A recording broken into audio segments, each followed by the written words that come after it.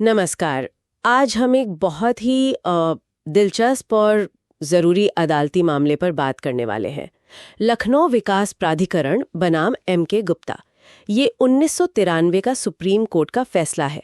सोचिए, किसी ने सरकारी अथॉरिटी से घर बुक किया, पैसे भी दे दिए पूरे, पर सालों तक कब्जा ही नहीं मिला, या मिला भी तो भाई इतनी कमियों के साथ कि रहना मुश्किल।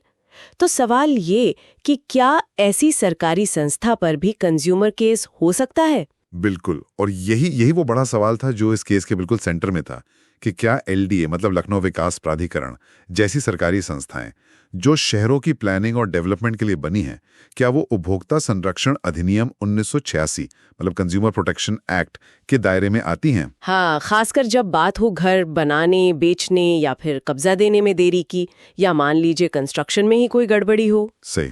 तो चलिए देखते हैं कि कोर्ट ने इस गुत्थी को सुलझाया कैसे।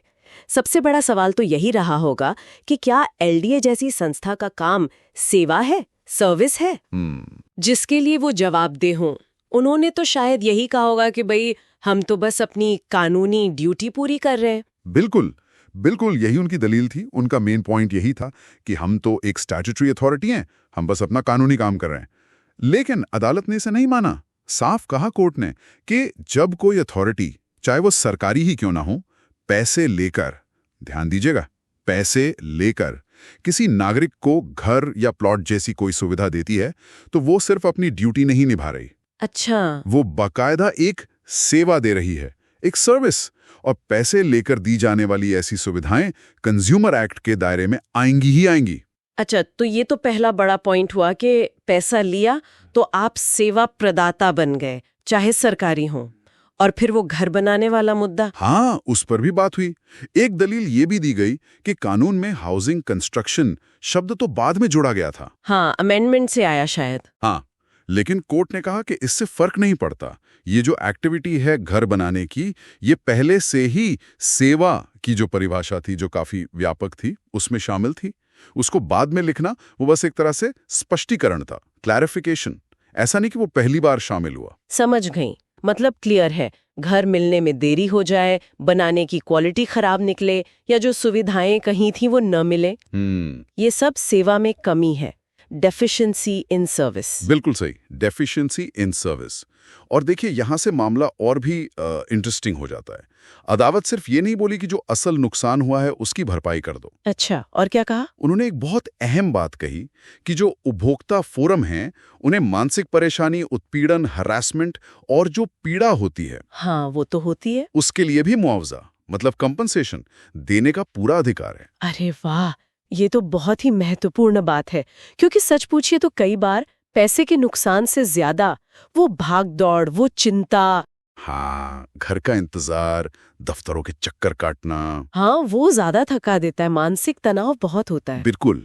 लेकिन मेरे ख्याल से इस केस का जो सबसे क्रांतिकारी पहलू था, वो था व्यक्तिगत जवाबदेही, पर्सनल अकाउंटेबिलिटी। पर्सनल अकाउंटेबिलिटी मतलब ये कि अदालत ने कहा कि अगर उपभोक्ता को ये सारी परेशानी अधिकारियों की मनमानी या लापरवाही या कहिए बदनीयती की वजह से हुई है, तो मुआवजे की जो रकम है वो सीधे उन दोषी अधिकारियों से वसूली जानी चाहिए। क्या कह रहे हैं, सीधे ऑफिसर से? हाँ, जनता के टैक्स का पैसा, टैक्स पेयर्स का मनी इसके लिए इस्तेमाल नहीं होना चाहिए। ये तो कमाल की बात है।